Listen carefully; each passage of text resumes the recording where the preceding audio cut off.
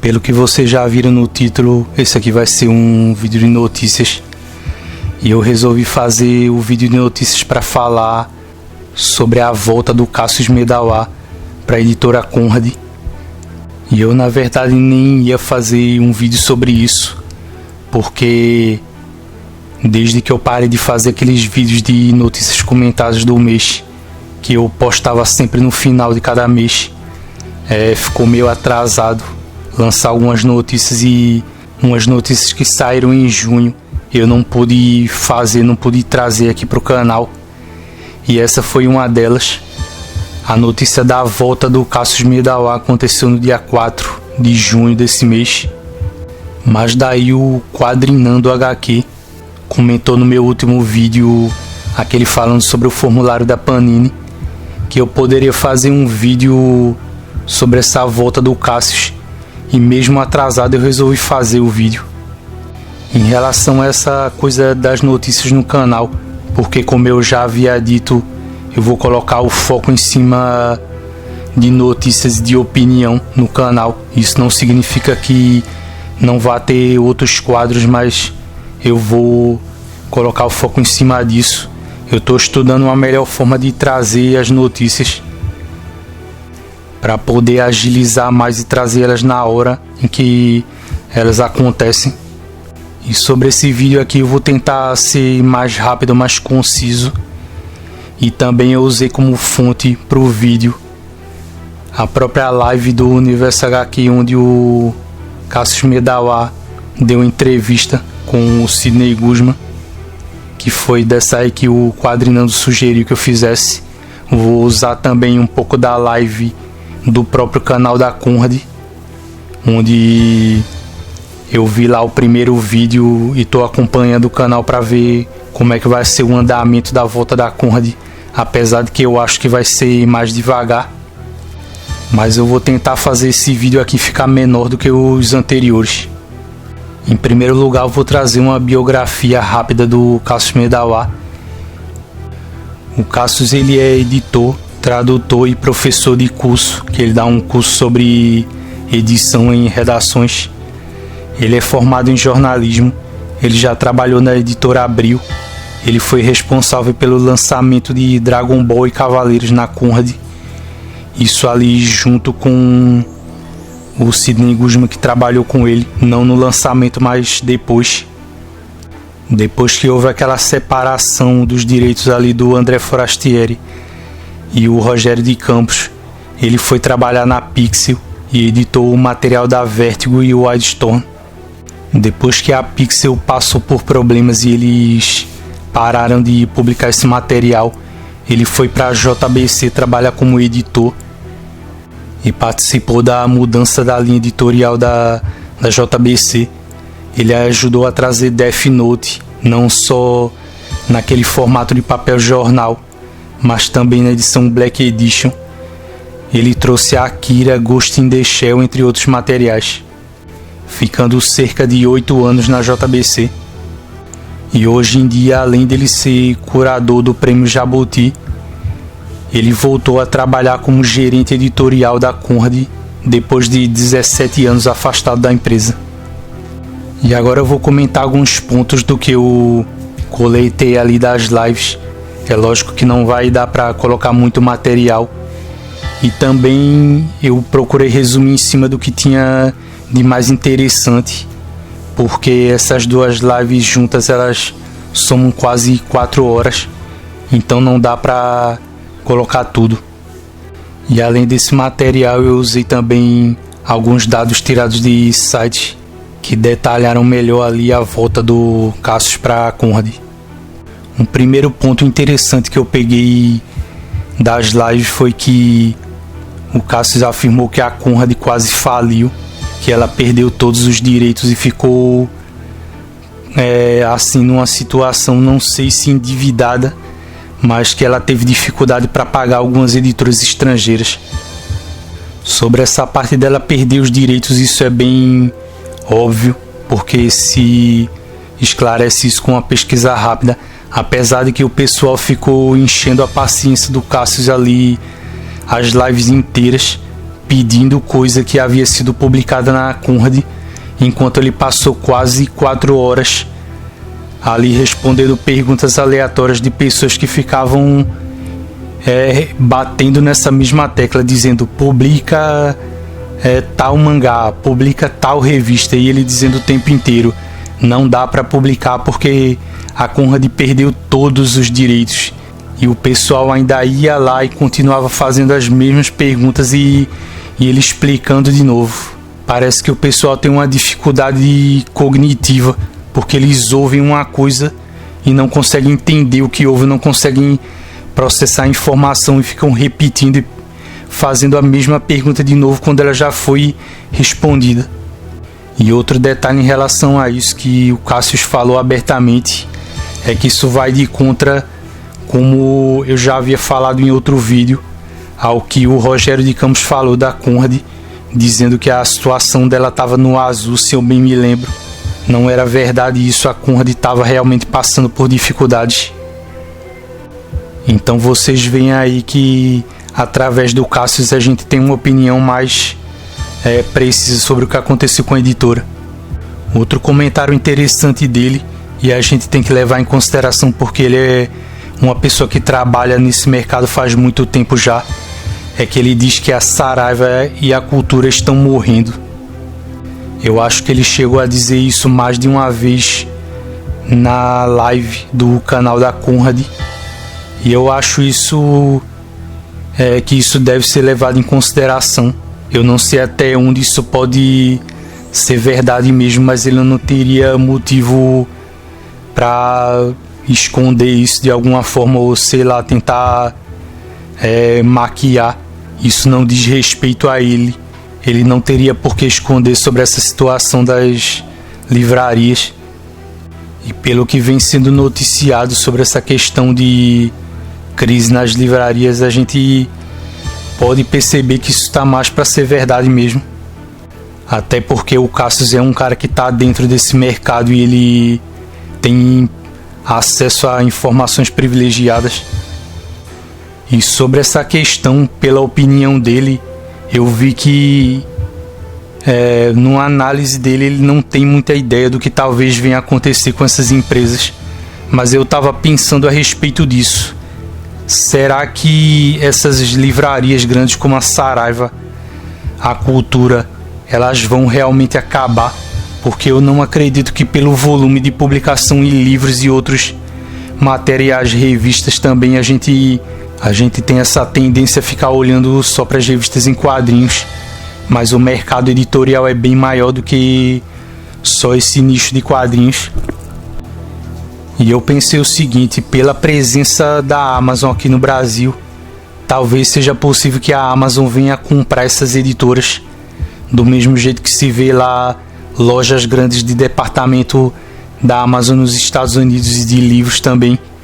Pode ser que aconteça que a Amazon tire proveito disso, capital ela tem para investir, e aproveitando a situação em que essas livrarias estão agora, elas podem ser facilmente adquiridas pela Amazon. Então fica aí uma ideia, eu acho que talvez esse seja o futuro para elas. Outra coisa que fica claro na fala do Cassius é que esse retorno da Conrad ele não vai acontecer do jeito que muita gente pensa. Teve aquele monte de gente lá comentando nos vídeos, achando que a Conrad viria despejando uma cesta cheia de mangás e títulos novos e até coisa que já está na mão de outras editoras. Quer dizer, o leitor realmente ele não presta atenção, o pessoal que está lá comentando, porque como é que a Conrad ia trazer materiais que já pertencem a outras editoras, como foi o exemplo dos livros do Terry Pratchett, que é daquela série A Cor da Magia, se eu bem me lembro do título dela, e também outros materiais, até coisas que a Panini pegou como Dragon Ball, Cavaleiros do Zodíaco, sugeriram muito a volta de Cavaleiros do Zodíaco episódio G, eu acho, e ficaram batendo na mesma tecla, mas o Cassius sempre respondia do mesmo jeito, dizendo que não vai trazer, que todos os acordos, todos os contratos já estavam quebrados e não tem como a Conrad agora trazer nenhum material antigo. Então é bem fácil perceber pelo que ele disse que esse retorno da Conrad ele vai ser bem gradual e lento. Não adianta ter pressa e não adianta ficar especulando o que ela vai publicar. Outra coisa que ele falou que eu achei interessante e que eu não tinha visto isso em lugar nenhum, não tinha reparado em lugar nenhum essa notícia a respeito da IBEP, é que ele diz que ela passou por uma recuperação judicial, que foi o mesmo processo, ou está sendo o mesmo processo pelo qual a Abril está passando. Quer dizer, a Abril eu não acho, porque ela foi adquirida por um comprador lá, mas parece que a Dinap agora está passando por esse processo também. Até porque elas deveriam ser registradas como duas empresas independentes. Então, mesmo depois da Abril ter sido comprada, a Dinap ainda está numa situação complicada.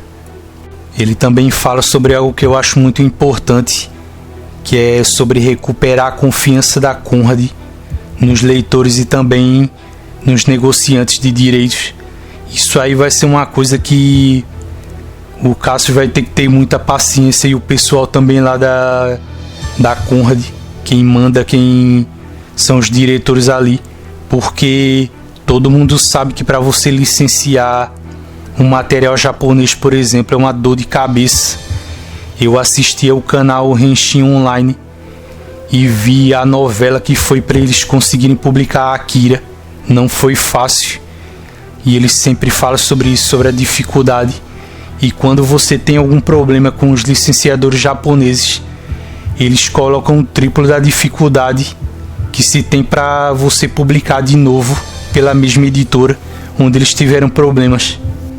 Quem conhece o mínimo daquela época anterior à Conrad ser vendida para a IBEP sabe que ela vinha cancelando títulos atrás de títulos, e quando chegou perto do final dela, a da Conrad, pelo menos do jeito que a gente conhecia, a Conrad tinha descontinuado vários títulos e já não tinha mais direito sobre nada. Quer dizer, eles quase não tinham nada para publicar, porque naquele período em que o Rogério de Campos ficou um tempinho ainda na Conrad, depois dela ter sido comprada pela IBEP, eles ainda ficaram com Game Pés Descalços e Calvin Haroldo. Outra coisa interessante aqui que ele falou é que, como eu havia falado num vídeo anterior, fazendo uma especulação se a Panini não poderia se associar a sites de financiamento como o Catarse. Eu fiz isso no meu último vídeo. O Cassius ele fala que a Conrad ela considera fazer isso, o que é uma coisa interessante, porque isso pode ajudar a acelerar no processo da editora voltar a publicar. E como eu falei antes, eu acho que isso deveria se tornar um padrão para pelo menos uma parte dos quadrinhos que fossem publicados aqui. Não a maioria, como eu disse, quadrinhos de super-herói realmente deveria vender em grandes quantidades, mas aqueles quadrinhos que os leitores até os próprios leitores sabem que não teriam uma vendagem muito alta, eles deveriam passar por um processo de financiamento por essas editoras grandes aí, para poder ter chance de sair, ao invés do leitor ficar mendigando como aconteceu durante mais de uma década, ou até uns 15, 17 anos com a Panini, em que o pessoal ficou implorando para que saísse material que a Panini deveria ter publicado desde o início das atividades dela. Então eu acho isso aí uma boa ideia que a Conrad vai utilizar. Se ela realmente fizer isso, vai ser uma boa ideia.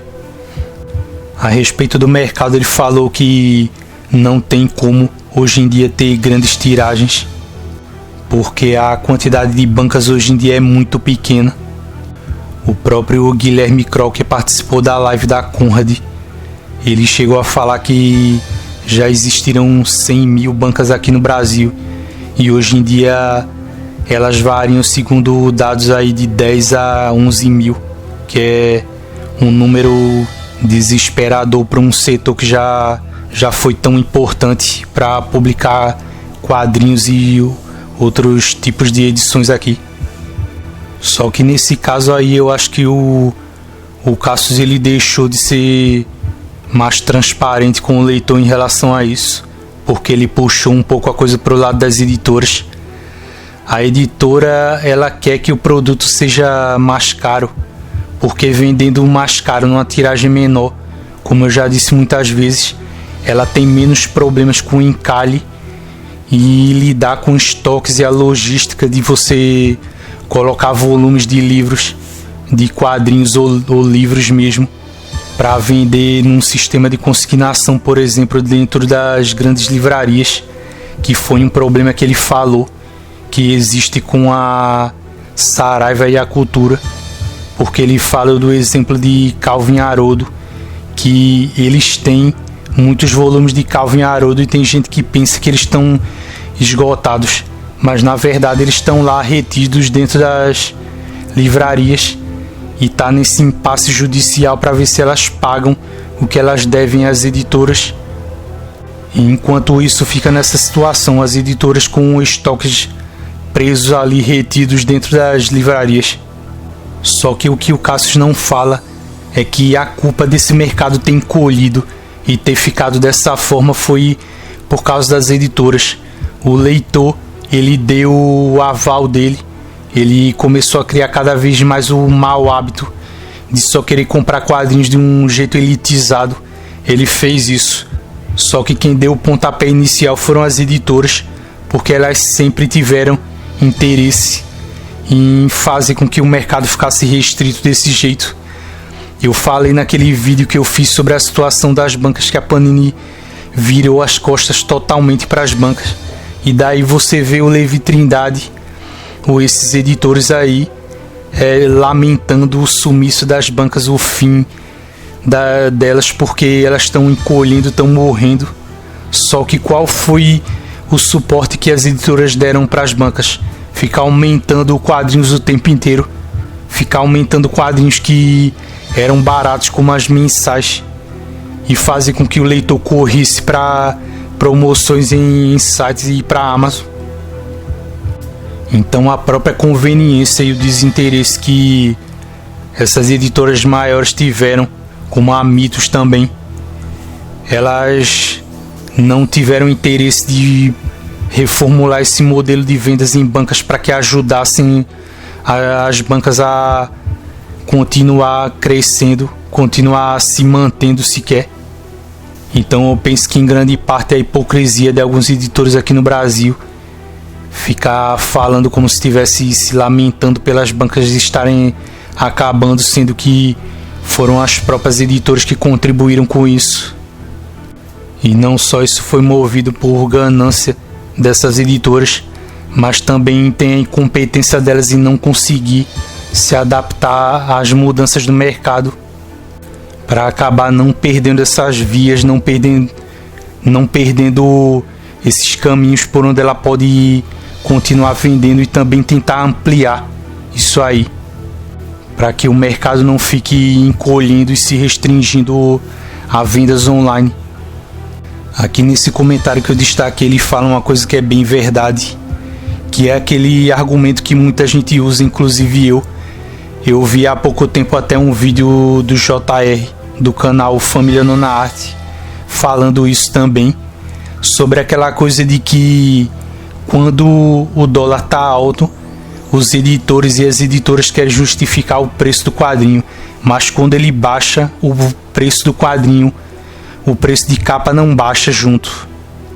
Daí o Cassius ele fala uma coisa que, mesmo que a gente não queira aceitar isso, é verdade e tem como isso influenciar mesmo, que quando o dólar aumenta, ele falou nisso, os insumos, que na prática insumos é o material e o custo de tudo que se paga em serviços das empresas, é chamado desse modo. Quando o dólar aumenta, eles aumentam, e mesmo quando o dólar baixa, as empresas que são ligadas às editoras, com quem as editoras fazem negócio para comprar papel e material, elas não baixam, então não tem como eles justificarem isso. Então não tem como eles baixarem o preço só porque o preço do dólar baixou. Eu vou dizer a vocês, isso faz sentido, porque só porque o preço do dólar baixou não significa que o produto que outras empresas vendiam para a editora vai baixar também, porque afinal de contas você está lidando com várias pessoas que produzem alguma coisa para que aquilo seja somado e resulte na publicação da revista. Então eu acredito que até certo ponto esse comentário dele faz sentido sim, porque como ele mesmo usou de exemplo, quando sobe o preço da gasolina, por exemplo, e sobe o preço de coisas no supermercado, ele não baixa depois que o preço da gasolina sofrer alguma baixa. Só que como em vários casos tem que se colocar uma vírgula aí, porque é aquela coisa, quando o preço do dólar baixa, a editora não pode baixar o preço, mas ela contribui para que o caso se agrave, aumentando o preço das revistas. Se ela sabe que quando houver uma redução do valor do dólar não vai haver redução do material para se produzir uma revista, por que ela publica em luxo e fica o tempo inteiro insistindo nesse tipo de formato? Isso acaba gerando uma bola de neve, porque ela vai tendo que aumentar cada vez mais do jeito que a gente está observando na Panini, na Mitos, na Devir e por aí vai. Outro ponto que eu acho que o Cassius cometeu um erro foi em falar sobre a relativização do valor de um HQ. Isso feito pelo leitor. Mas em primeiro lugar, os editores aqui no Brasil, eles são os que menos têm moral ou razão para falar de relativização de preço, ou as editoras, porque as editoras querem enganar o leitor fazendo parecer que só porque você coloca uma capa dura num quadrinho o preço dele aumenta 30, 40 reais a mais.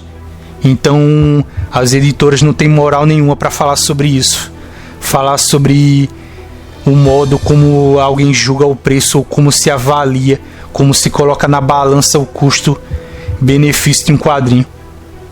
Até porque eles ficam o tempo inteiro tentando iludir o leitor para convencer eles a pagar mais caro. Em um comentário até pessoal que eu vou fazer a respeito disso, que como eu já disse aqui nos meus vídeos, eu não moro na região de São Paulo, do estado, eu também não moro no Rio de Janeiro, eu moro aqui em Pernambuco. E eu sempre tive a impressão de que esse pessoal de São Paulo e do Rio de Janeiro, eles têm meio que uma atitude de ficar só olhando para o próprio umbigo. Eu não estou dizendo isso para ficar tentando fazer guerrinha entre regiões ou coisa do tipo, ficar criticando, mas eu acho que esse pessoal aí deveria olhar mais para as outras regiões do país, que por sinal são a maioria. Não adianta também o pessoal dizer: ah, mas é em São Paulo e em Rio que se vende o grosso do volume de publicações, é por isso que as editoras se preocupam com essa região acima das outras. Só que isso aí é falta de respeito com a maioria das regiões do país. A renda per capita dessas regiões, como eu já disse também anteriormente, ela não é uma renda per capita boa, alta. Então as editoras deveriam pensar em fazer preços que fossem acessíveis em todo o território nacional e não só ficar pensando em Rio e São Paulo. Como o próprio Cassius fala na live da Conrad, para um paulistano que vai no final de semana no McDonald's gastar 40, 80, 120 reais num lanche que ele vai fazer com a família dele não é nada. Mas quando ele vai comprar um quadrinho de 30 ou 40 reais, ele fica se queixando. Isso aí faz sentido dentro da realidade de quem vive numa região como São Paulo, onde a renda é maior e eles estão acostumados a pagar esse tipo de valor. Mas onde eu vivo, por exemplo, você dá 30, 40 reais num quadrinho com 120 e poucas páginas pesa no bolso. Então, para concluir sobre essa volta do Cassius Meia da Conrad, o que é que eu acho a respeito? Eu acho que a Conrad ela tem muito a ganhar com isso, porque apesar de eu não conhecer assim em questão de caráter, em questão de opiniões, o Cassius Medawa, eu não li entrevistas o suficiente para saber o que ele pensa de verdade. Do meu ponto de vista, eu sempre achei que o Cassius, entre os editores ali de conteúdo nas editoras grandes, ele sempre foi um cara que visivelmente ele mostra isso. Ele sempre esteve mais preocupado em se comunicar com o leitor. E até aí você pode dizer, mas o Levi também é assim. Só que depende também da clareza com que você lidar com o consumidor. O Cassius ele é bem mais transparente. Ele se preocupa em responder as questões. Ele traz sempre alguma informação a respeito de mudanças de política ou de preços da editora. Embora que em questão de trabalho, dentro das condições do mercado que a gente vê hoje, ele não vai, isso aí é uma coisa que vocês têm que ter consciência, ele não vai promover uma mudança tão grande assim, se caso ele venha a tentar fazer isso, que eu acho que ele não vai. Ele já deixou claro nos vídeos dele que, como ele mesmo disse, não tem como publicar barato hoje em dia. Ele não vai seguir na direção de tentar baratear os títulos. Então o que a gente pode esperar, pelo que parece, da volta dele para a Conrad, é que a Conrad vai se beneficiar muito com isso, mas necessariamente o leitor não vai se beneficiar tanto assim em questão de condições de consumir, porque a gente vê a situação geral que tá. Todas as editoras praticamente só publicam coisas caras, e tirando algumas poucas coisas aí, inclusive matérias da Culturama, a gente não vê nenhuma iniciativa por parte de nenhuma delas para baratear, para reduzir, trazer linhas que possam ser facilmente mais consumidas pelos leitores. E outra coisa que eu penso que poderia acontecer é que, já que o Cassius vai voltar para a Conrad e ele deve ter muitas ideias do que publicar, inclusive sobre mangás, ele disse que vai publicar sobre muitos outros estilos, mas ele também deve trazer mangás. É que a Conrad, nessa nova fase dela, ela não deveria ter medo de investir em novos nichos.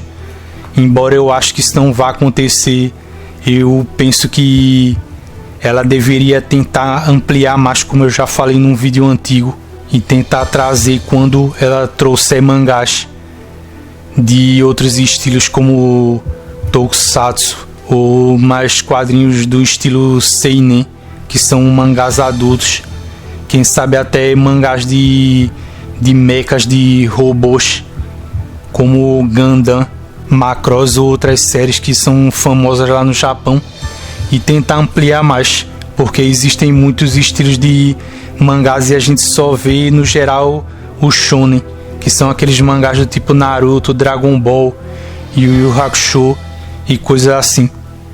Eu acho que é difícil que isso venha acontecer, mas quem sabe isso não possa vir um dia. Se um dia a Conrad voltar realmente a ter um volume de quadrinhos publicados que formam uma boa lista de títulos e também venha a publicar com mais frequência, e também tentar abrir para nichos novos de outros estilos de quadrinhos, não só japonês como de outros países. Isso pode ajudar, porque a gente sabe que negociar mangás é difícil, e a JBC e a Panini já tem muitos dos títulos que a Conrad perdeu, então ela pode tirar o cavalinho da chuva em relação a isso.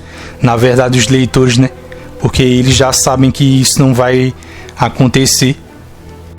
E uma editora que já tem os direitos autorais de quadrinhos como Dragon Ball, Naruto, Yu Yu Hakusho, Cavaleiros do Zodíaco, elas têm uma mina de ouro nas mãos, elas sabem disso, e elas não vão querer abrir mão dessa vantagem de forma alguma. Então a Conrad, como o próprio Cassius falou, pode esquecer esses quadrinhos aí. E apesar de que o Cassius ele apesar de ser mais transparente e bem mais claro Eu considero ele um editor, por exemplo, bem melhor do que o Levi Trindade, muito melhor, para falar a verdade. Apesar também de ele defender um tanto o lado das editoras, ele sempre se comunicou bem melhor com os leitores. E já naquela época, pouco tempo depois do canal Henshin Online estrear, a gente viu que a JBC estava mais preocupada do que a Panini, que demorou até, ela só veio a estrear um canal depois que a JBC estreou dela. E através daquele canal eu acompanhava o jeito como o Cassius se comunicava, e ele realmente é bem mais transparente com o leitor do que o pessoal da Panini ou de outras editoras. Então é isso. O que eu concluo a respeito da volta do Cassius para a Conrad é que isso tem potencial para trazer coisas boas, mas ao mesmo tempo eu vou acompanhar essa progressão da editora sem muitas expectativas, porque eu sei que vai demorar para ela voltar a publicar em quantidades boas, e também a gente não sabe o que ela vai trazer, se ela vai funcionar como se fosse uma Pipoca Nanquim ou uma Veneta, ou tendo algumas características parecidas com essas editoras aí, ou mesmo se ela vai ter um estilo próprio, se ela vai, como eu falei, tentar publicar coisas diferentes de todas as demais. Mas apesar disso, é sim uma boa notícia, porque ao invés de ser uma editora que está saindo do mercado por algum tipo de problema financeiro, é uma editora que está voltando e tentando se reerguer de novo. E é lógico que com o Cassius ela tem mais chances de conseguir atingir esse objetivo. Então foi isso. Eu agradeço a quem viu o vídeo. Obrigado. Até a próxima e até o próximo vídeo.